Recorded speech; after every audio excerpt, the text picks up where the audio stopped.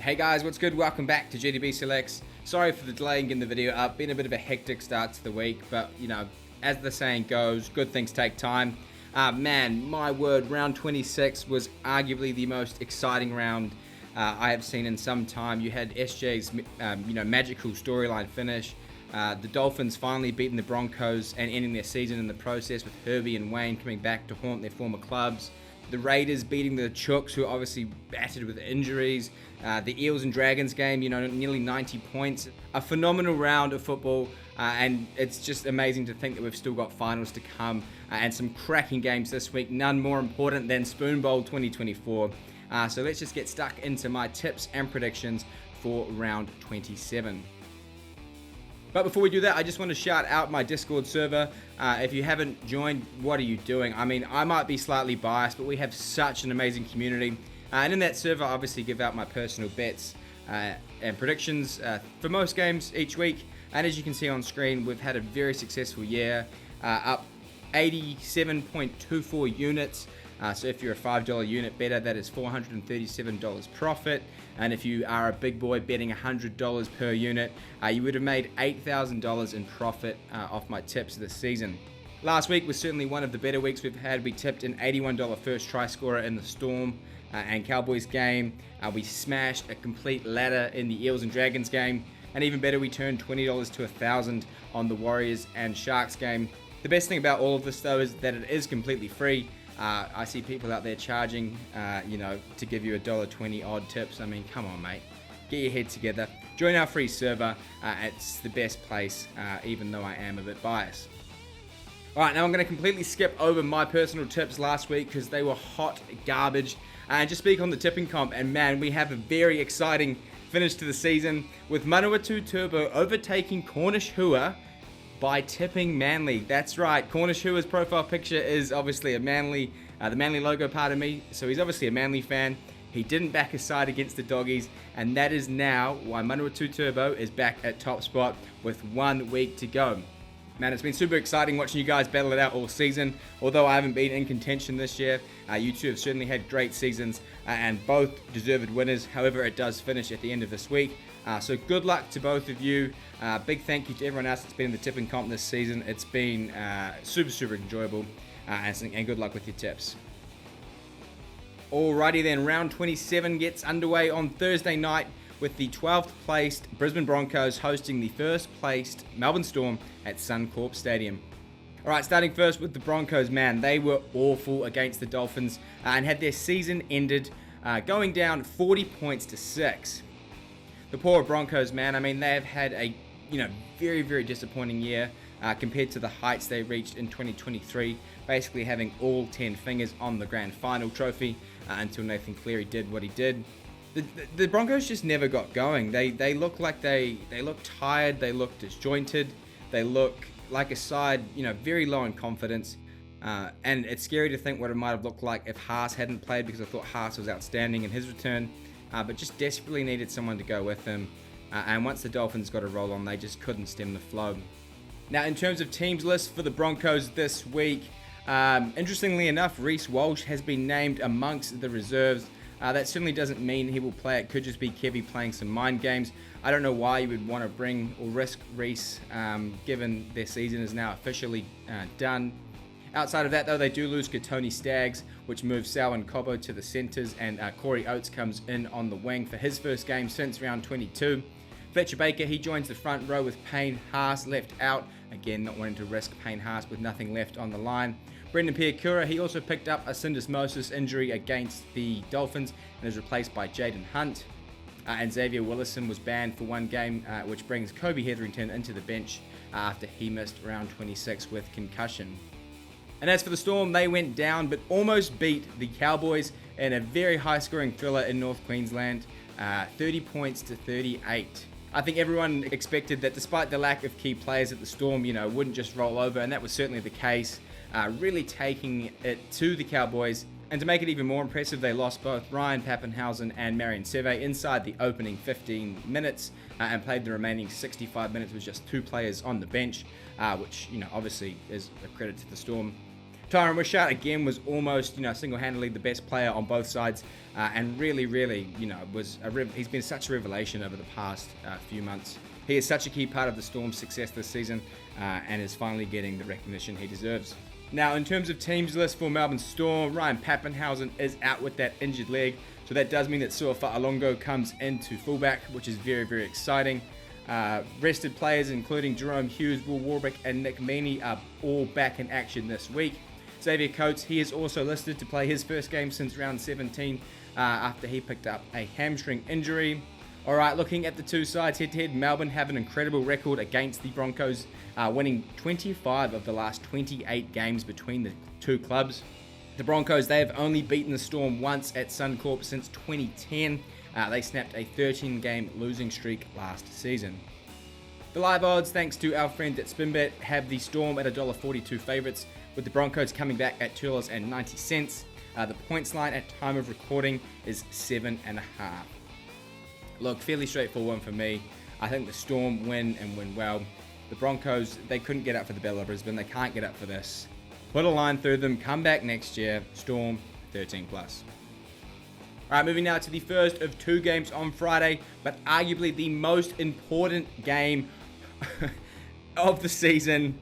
Certainly, arguably the game of the decade. It is Spoon Bowl 2024, with the last placed West Tigers looking to avoid a triple wooden spoon by beating the Parramatta Eels. My word. Alright, starting first with the Tigers. They had the bye last week, but the week prior recorded a super impressive win against the Manly Sea Eagles, 34 points to 26. The Tigers just love playing at Leichhardt, and everything was certainly on their side, with three controversial sin bins to the Manly Sea Eagles that really allowed the Tigers to gain momentum, and their young guns took full control. Standout performances again from the likes of Lockie Galvin, the Whānau brothers, Fa'atape, Alex Safehalf. It really was a full team effort. The Tigers have certainly showed that they can score plenty of points in recent weeks. It's just their defence they need to shore up. They come up against a side in Parramatta this week who conceded 40 points last week. So speaking of Parramatta, they almost blew the biggest lead in rugby league history, going on to beat the Dragons 44 points to 40. The Eels looked home and hosed in that game at 40 points to 18 with about 20 to go. Before the Dragons scored, I think it was 4 tries and 20 odd points in 11 minutes. Just absolutely ludicrous. Outside of that, I thought the Eels were great. Obviously, Dylan Brown had one of his better games, maybe even of his career, just racking up the try assists and just toying with a very timid Dragons line. I thought RCG was really strong and had one of his better games. Alpha Hengawi was great early on as well. It was, I guess, outside of that last 20 minutes, it was a really strong performance from the Eels.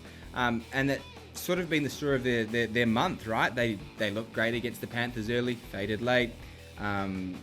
Same with the Roosters, Broncos. They've been in games for long periods of time and just seem to switch off in the last 20. So certainly something they need to be mindful of this week, as the Tigers, on the other hand, seem to be a team that is finishing strong.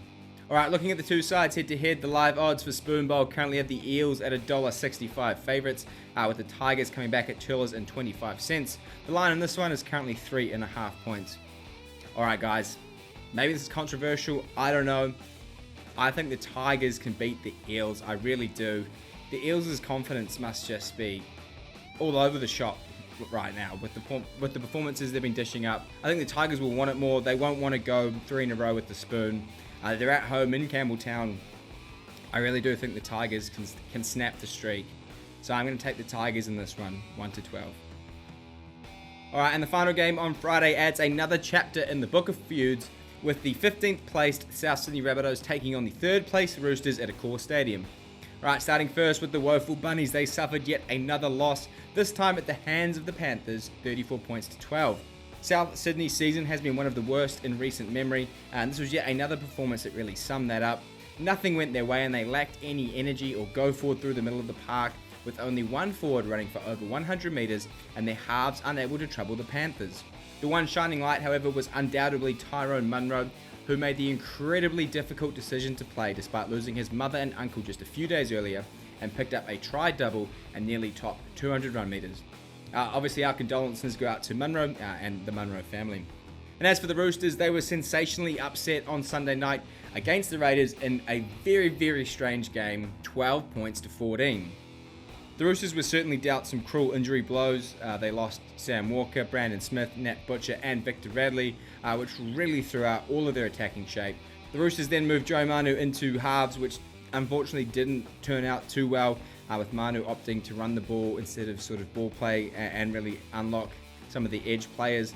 But you've got to give the Raiders, a ton of credit. They played that game with, Elliott Whitehead spending 20 minutes in the bin, only 40% of possession, and managed to turn away the Roosters, which, certainly needs to be commended. But the Roosters definitely had, circumstances around why that may have been. All right, looking at the two sides head-to-head, it has been pretty even in recent times, with 5 wins apiece. They did meet earlier this season with the Roosters thumping the Rabbitohs 48 points to 6. The Roosters, they've also won 4 of the last 5 overall. However, the Bunnies have won 4 of the last 5 games at a core. And because of that, I am going to throw caution to the wind this week and take the Rabbitohs by 1 to 12 points. I think the Roosters showed their attack is a little bit, certainly is far from its best without Sam Walker. He's been their shining light and their saviour throughout the season. Having Joe Manu at 6, has worked in the past and can work. But I really do think the Bunnies will want to get one more for the rest of the year. So for me, bugger it, we're taking South Sydney. All right, moving now to the first game on Saturday. We have the 10th placed St. George Illawarra Dragons taking on the 11th placed Canberra Raiders. All right, so with the Dragons, my word, they just did not turn up against the Eels for the first 60 minutes and then put on an absolute clinic in the last 20. Almost coming back, but eventually losing 44 points to 40, which is now the largest or the highest losing score from a team in NRL history. I don't know what went wrong for the Dragons. They had everything to play for against the Eels, and they simply dished up that hot, steaming shit. I'm expecting a big response from the Dragons this week, given the performance, and they are still a slim hope of making the 8, but certainly now need results to go their way. Now, in terms of teams list, for the Dragons, Moses Sully returns from a knee injury and will partner Jack Bird in the centres, with youngster Kingi Toa slotting in at 5'8". Matt Fige goes to the wing and Ravalawa has been left out. Probably the right call after he had a stinker last week. Jacob Little also returns after missing last week due to personal reasons. I believe his partner gave birth. So that means that Connor goes to the bench. Blake Laurie is also listed as 18th man. And as for the Raiders, they pulled off an incredibly gutsy win against the Roosters, hanging on despite conceding a try in the 80th minute, 14 points to 12. I just touched on them before when we spoke about the Roosters game, but the Raiders have to be commended for what was one of the most gutsy performances you could ever ask for. Elliott Whitehead spent 20 minutes in the sin bin. The Raiders saw just 40% of possession, yet managed to consistently turn away the Roosters' star-studded pack. I'm not sure where that exactly came from. The Raiders are definitely that side that will go out and beat the Panthers and Roosters back-to-back and then lose to the Titans the week prior. That's the sort of team that they are. So who knows what we're going to see this week. All right, looking at the two sides head-to-head, the Raiders have won 7 of the last 10 meetings. They're averaging 24 points per game, while the Dragons are averaging just 18. The average winning margin 2 for the Raiders is 12 points, while the Dragons in those 3 games have only won by an average of 4 points. The live odds currently have the Dragons at $1.62 favourites and the Raiders coming back at $2.30. The points line is 3.5. This game is a real landmine game, right? You've got the Dragons, who had everything to play for last week and dished up some hot steam and shit. You've got the Raiders, who had nothing to play for or a little bit of pride to play for and have knocked off the Roosters and Panthers in back-to-back weeks. Based on that, you'd have to tip the Raiders, right? But for me, I am going to take the Dragons at home here by 1 to 12 points. I think they have a little bit more to play for. They certainly showed in the game against the Eels that when their attack clicks, they've got plenty of points in them. It is certainly the defense that lets them down. But yeah, bugger it. We're taking the Dragons. This season is a mess. All right, moving now to the second game on Saturday this week, which should be one of the games of the round, even though there are plenty. The 5th placed Canterbury Bankstown Bulldogs taking on the 6th placed North Queensland Cowboys at Accor Stadium. Right, starting first with the Doggies, they unfortunately had their winning streak at home snapped by the Manly Sea Eagles, going down 34 points to 22. I'm not sure what went wrong for the Doggies in that game. They were certainly up for it, right? They had a record-breaking crowd. When Reid Marnie scored the opening try in the first minute, it seemed like it was going to be a Dogs pile-on, only for the Dogs to then concede 3 straight tries, and the game was essentially dead and buried. I wonder if the Dogs scoring that try early on maybe gave them too much confidence that it was going to be easy. I don't really know what it was. It might just be a bit of fatigue. They've been up for so long now. They've certainly been on a wee bit of a roll. And I think at this time of the year, having a loss going into the finals can really, spur a team on to not want to feel that feeling again. And I do think the loss of Crichton cannot be, understated. He's certainly been their leader and a big part of their massive turnaround this season. So his absence certainly played a part too. But again, Manly, you got to give them credit as well. And as for the Cowboys, they have not much to be proud about after, narrowly beating the Melbourne Storm B team 38 points to 30. I mean, certainly the Cowboys got the win, right, which is all Todd Payten could ask for, but my word, they conceded 30 points to a side that had, 12 players that no one had ever heard of. I mean, the Cowboys have so much class in them. They're such an exciting team with so many points, but for whatever reason, they just don't know how to tackle. It's... they are so frustrating. I would hate to be a North Queensland Cowboys fan. This might be controversial, but I certainly don't think they're worthy of the top 8 spot that they currently claim, and are likely looking at straight sets exit. But hey, don't shoot the messenger. All right, looking at the teams list, Stephen Crichton, he is back for this one after being suspended last week. Bronson Cherry is out though, having been suspended for 1 game. Matt Burden, he also won't play after failing his HRA last week, so that means that Drew Hutchinson comes into the halves. As for the Cowboys, there is one change to the squad that downed the Storm B team, with Thomas McKaylee back from his hamstring injury on the bench, with Jackson Purdue making way. Right, fairly straightforward one for me, guys. I think defense wins comps, defense wins games, and you know who's got the best defense in the competition? The mighty Bulldogs. That's right, I'm taking the Doggies 1-12. I think they right their wrongs in front of what I'm sure will be another massive crowd at Accor Stadium. So up the Dogs, it's our year. All right, moving now to the Panthers versus the Titans. I'm going to be honest with you. I'm going to save you some time today. Panthers, 13+. All right, moving now to the first of 2 games on Sunday this week. Starting first with the 7th placed Manly Sea Eagles taking on the 4th placed Cronulla Sharks at 4 Pines Park. Starting first with the Sea Eagles, they put on an absolute attacking clinic against the Bulldogs, cruising into a 34-20 point win. The win, though, was overshadowed by losing key playmaker and fullback Tom Trbojevic with an AC joint injury, which does mean that Tommy Turbo won't be available this week, and we all know Manly's record with or without Tom. Luke Brooks, Daly Cherry Evans, Hamoli Olakau'atu were outstanding, but for me it was those big boys up front, Taniela Paseka, Josh Aloiai, Matt Lodge. They were all outstanding, and they just tore through the middle of the Dogs, smaller pack, and really, laid that platform for their outside backs to perform and put all those points on. A really strong performance, and something that they've probably lacked a little bit. They've got a really big forward pack on paper, but they do struggle sometimes up against, more informed forward packs, for lack of a better word. But that was certainly a breakout performance for a lot of those boys. And if they can keep that momentum up and play like that through the finals, dare I say it, Manly are a very dark horse to go far. And as for the Sharks, they blew a 20-point lead, but in the process gave SJ the perfect fairy tale ending, losing to the Warriors in the final minute, 30 points to 28. The Sharks were really strong in that opening half and just destroyed the Warriors out wide, with Stam Stonestreet, Kyle Arrow and Braden Trindle, just running amok. Unfortunately, it was a true tale of 2 halves, with the Warriors getting a massive roll on in the second 40, and Cronulla were unable to stem the flow, and as I just touched on, conceded the late last-minute try to gift the Warriors a 2-point win. It's hard to say what went wrong there. I think that was just the football gods. I really do believe that. I don't think Cronulla were necessarily that bad. I just think Sean Johnson and the Warriors wanted it more. They had more to play for in that game, in that moment, and that's the sort of thing that you just can't stop. It's inevitable. In saying that, though, it certainly doesn't bode well for Cronulla's premiership hopes, but hey, they're in the top 4 still. and we're not playing this week, so up Cronulla. Alright, the live odds currently have this one at a near pick'em with the Sea Eagles $1.87 and the Sharks $1.95. The points line very, very short at 1.5.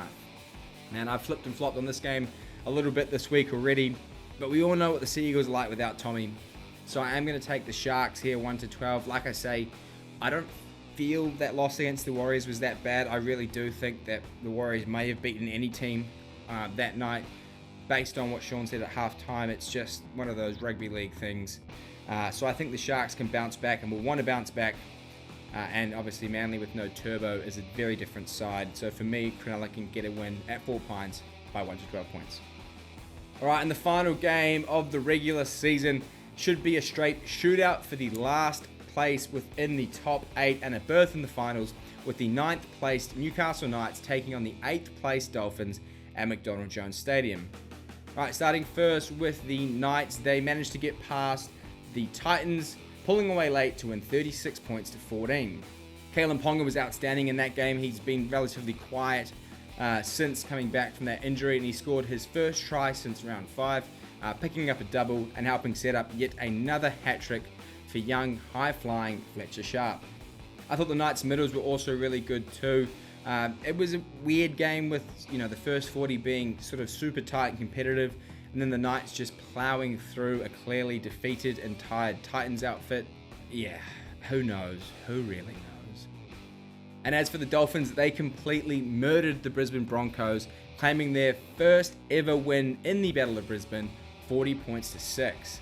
It was an absolute demolition job and masterstroke from Wayne Bennett.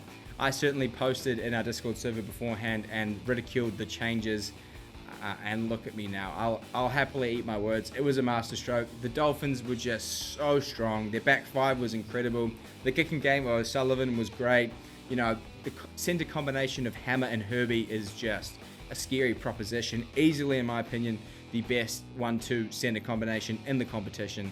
And Herbie just came back and completely tormented his former side, bagging a try double, running for more meters than any other player, and just being an absolute hot boy weapon. Their performance not only ended the Broncos season, but now sets them up with a do-or-die game against the Knights to round out round 27. Looking at the two sides head to head, it is 2-1 currently to the Knights. The Dolphins, however, though, they haven't lost to the Knights at McDonald Jones Stadium, winning the one game at the stadium so far. The points line is currently 2.5, with the live odds at $1.70 for the Knights, and the Dolphins at $2.18. Alright, I'm going to take another underdog here because it is the last round, and I do think the Dolphins should be far too strong on attack for the Knights, who have the worst looking attack in the competition. So for me, I think Wayne Bennett gets the Dolphins up one more time, gets them to the finals in his last season with the club, and they do that at McDonald Jones Stadium by beating the Knights. So I'm taking the Fins. It's just a vibe. Alright, just like that, what a messy week. I tell you, I've been so stressed. I have not been able to write a script to save my life, so bear with my ramblings. Thank you as always though for watching. Leave a like on the video. Let me know your tipping. Join our Discord, and I'll see you next week for some finals.